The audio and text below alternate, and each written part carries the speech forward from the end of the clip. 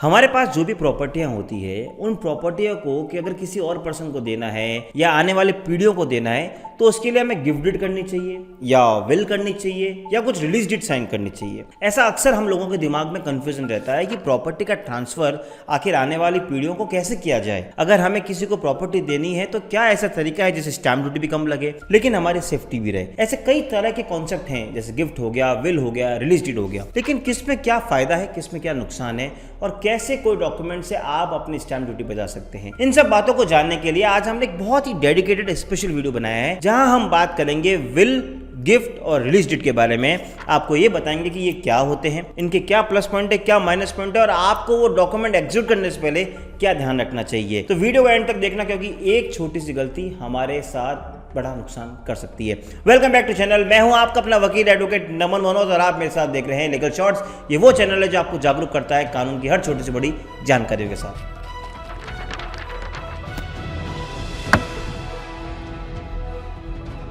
नमस्कार दोस्तों, तो आज हम बात कर रहे हैं विल, गिफ्ट और रिलीज डीड के बारे में कि प्रॉपर्टी को अपने जीवन काल में अगर ट्रांसफर करना है तो कैसे किया जाए, कैसे स्टैम्प ड्यूटी बचाया जाए और क्या किसके प्लस माइनस पॉइंट है। सबसे पहले हम डिस्कस करते हैं विल के कॉन्सेप्ट को। विल का हिंदी में मतलब होता है वसीयत और अगर हम और सिंपल भाषा में बात करें तो इसका मतलब होता है इच्छा पत्र। अब इसके नाम से ही क्लियर है, यानी जिस पर्सन की जो प्रॉपर्टी है उसके मरने के बाद वो प्रॉपर्टी आगे कैसे, किसको, किस तरीके से जाएगी वो लेटर बताने वाला ही एक वसीयत है, क्योंकि वो उसकी अंतिम इच्छा है, वो इच्छा पत्र है। बेसिकली जिंदगी भर जितनी भी प्रॉपर्टियां खरीदते हैं, कमाते हैं, पैसा कमाते हैं, गोल्ड इन्वेस्टमेंट करते हैं, म्यूचुअल फंड, शेयर मार्केट करते हैं, तो हम ये सोचते हैं कि हमारे मरने के बाद यानी जिस दिन हमारे 100 साल हो जाएंगे, हम जिस दुनिया से चले जाएंगे, वो प्रॉपर्टी कैसे मेरे विधिक वारिसानों में जानी चाहिए, उसको लिखने का तरीका ही जो पत्र होता है उसे हम वसीयत कहते हैं। वसीयत के बारे में एक बात आपको बता दूं, वसीयत का रजिस्ट्रेशन करना जरूरी नहीं होता।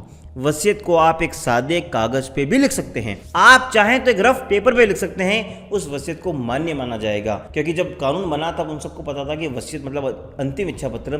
तो कोई अंतिम इच्छा अगर किसी की लिख रहा है तो वो वेट नहीं करेगा कि कब रजिस्ट्री ऑफिस जाए और उसको रजिस्टर कराए, इसलिए इसको कहीं भी आप रजिस्ट्रेशन कराने की जरूरत नहीं है। हाँ, हालांकि अगर करा दो तो नो डाउट ये आपके फेवर में एक पॉइंट जा सकता है इन फ्यूचर, क्योंकि कभी डिस्प्यूट आया तो काम आएगा। अब सवाल ये उठता है तो कि विल को कितनी बार लिखा जा सकता है। आप विल को 100 बार लिखें, 1000 बार लिखें, कोई फर्क नहीं पड़ता, बस जो लास्ट विल होगी वही मान्य मानी जाएगी। और जब भी आप विल लिखें तो उसमें लिखें कि मेरी इससे पुरानी विल है उसको मैं कैंसिल करता हूं और ये मेरी लास्ट विल है। यानी मेरे मरने के बाद मेरी प्रॉपर्टियां मेरे बच्चों में या मेरे पड़ोसियों में या मुझे जिसको देनी है, जिसको भी देना चाहता हूं, वो कैसे कैसे तरीके से जाएगी, कैसे जाएगी, वो मेरी वसीयत ही डिसाइड करेगी। क्योंकि ये रजिस्टर्ड नहीं होती है और अक्सर इसमें जो पर्सन लिखता है वो जब मर जाता है उसके बाद ही वसीयत इफेक्टिव होती है, क्योंकि वसीयत का मतलब यही है कि जब आदमी मर गया है तभी उसकी प्रॉपर्टी का बंटवारा करो उस वसीयत के अकॉर्डिंग। तो अब जो पर्सन चला गया है तो वो अगर है नहीं तो कैसे डिसाइड होगा कि उसने वसीयत लिखी नहीं लिखी।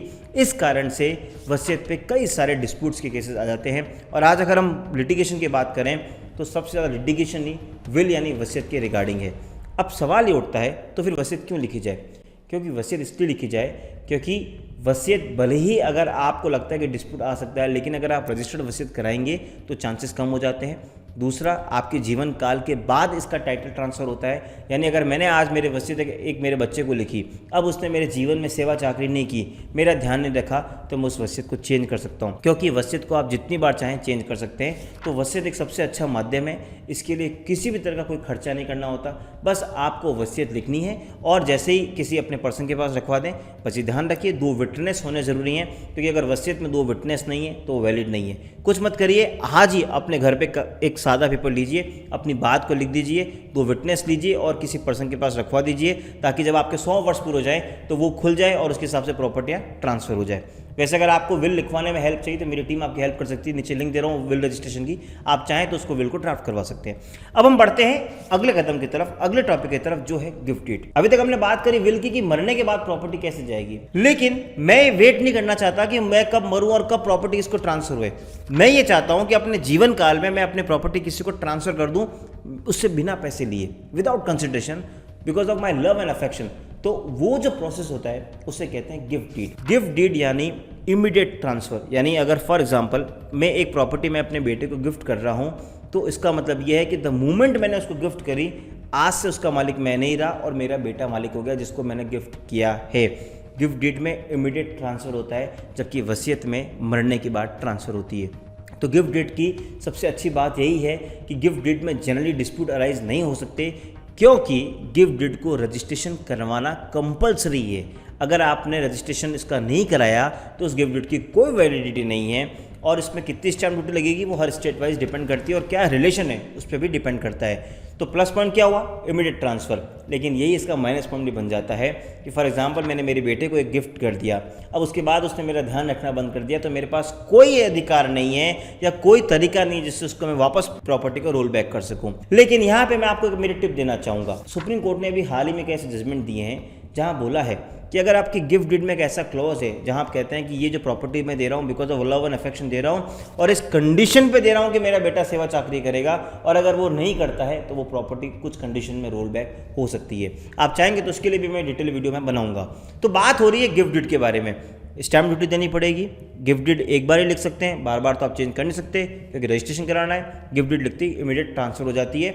यही इसके सारे प्लस माइनस पॉइंट्स हैं। अब बढ़ते हैं अगले कदम की तरफ। अगले टॉपिक जिसको हम बात कर रहे हैं रिलीज डीड, जिसको हम एक और कहते हैं रिलिंक्विशमेंट डीड, यानी अगर मैं हिंदी में कहूं तो उसको हम कहते हैं हक तक नामा। ये सिर्फ उन केसेस में एप्लीकेबल है जहां आपकी कोई जॉइंट प्रॉपर्टी है, एंसेस्ट्रल प्रॉपर्टी है, और जहां पे एक पर्सन, एक कोपार्टनर अपना हक छोड़ रहा है दूसरे कोपार्टनर के लिए।